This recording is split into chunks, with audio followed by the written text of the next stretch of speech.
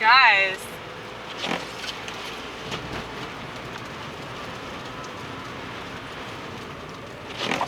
isn't it awesome that you can't trust the world that you live in?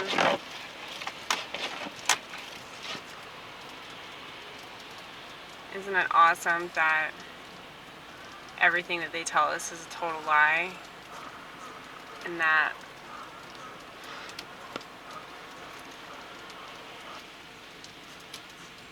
you probably won't be able to see your family over the holidays. Or I'm sorry, over Christmas. I know that's the only holiday that we're allowed to celebrate. Damn,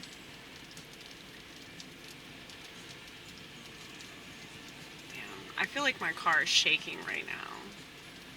That's the weather machine, baby. This is the weather machine at its best, man. Yeah, what? Isn't the temperature supposed to drop like 50 degrees in like an hour or some shit? It's like, yeah, they're really like amping up this whole climate change narrative, obviously, you know? I feel like if you actually believe that bullshit, you're like next level brainwashed, you know? Like, I feel like there are definitely people that are brainwashed because of like medicine, or they're brainwashed because of the education system. Like, they've been institutionalized, essentially. Like, they're just so used to everything being a certain way that they don't know how to question that. Boomers, yes. Well, they're the television generation. But it's really bad for this generation coming up, you know? Like, you see that with Gen Z, somewhat, like, falling for this climate change narrative, and then, like, the generation following theirs, what is it, like, Generation Alpha or something? Alpha? That's an interesting choice of words, you know, considering that they've robbed society of any masculinity whatsoever. Yeah, right? That is interesting. But, yeah, man.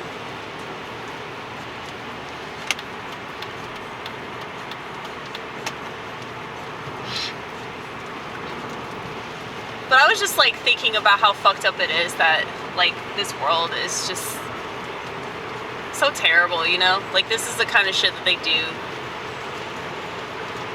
to the people that live in this world. This is the kind of shit that they do to like all the animals and all the plant life and everything. Like, don't just think about humans. Like, think about like all the cows that have to endure this right now. You were just talking up Klaus Schwab, though.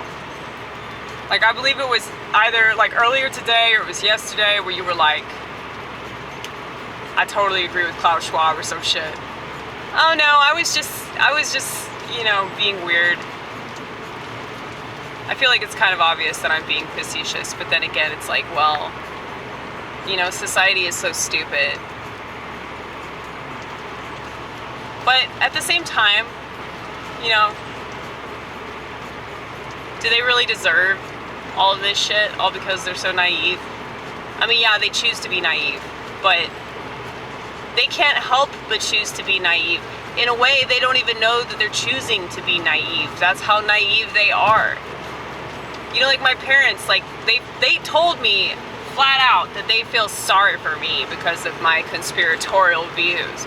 They feel sorry for me because I don't trust the world that I live in. And I'm like, well, that's fine because the feeling is mutual. But it's interesting though, like the more awareness that you have of the bigger picture, the less you can blame people for it, you know? Like, I know that I talk a bunch of shit about society, but like I just said, you know, they know not what they do. So they choose things and they don't realize that those things are really, really bad for them.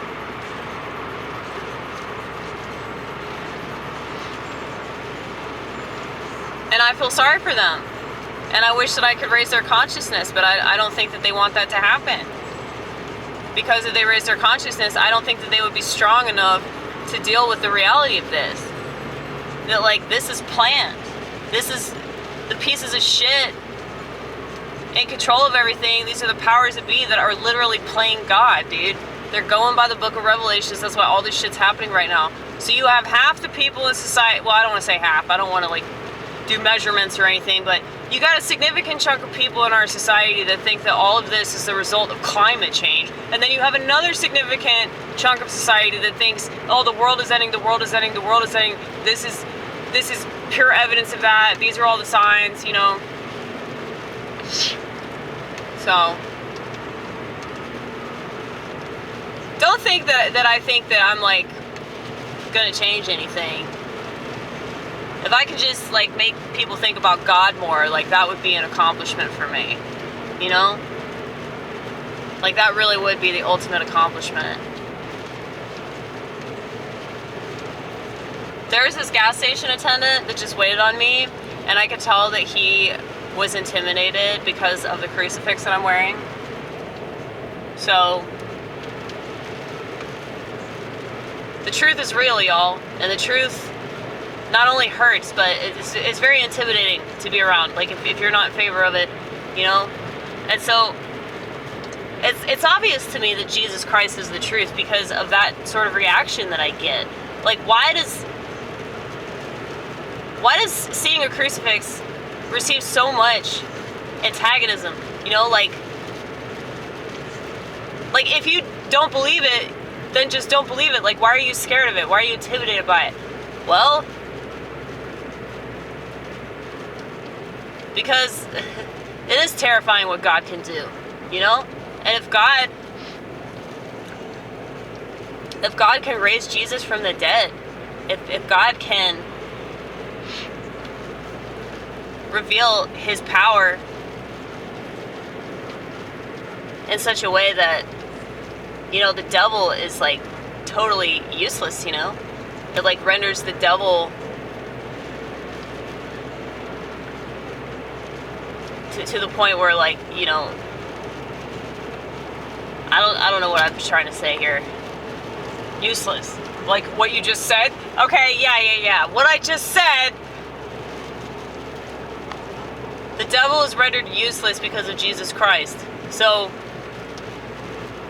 yeah.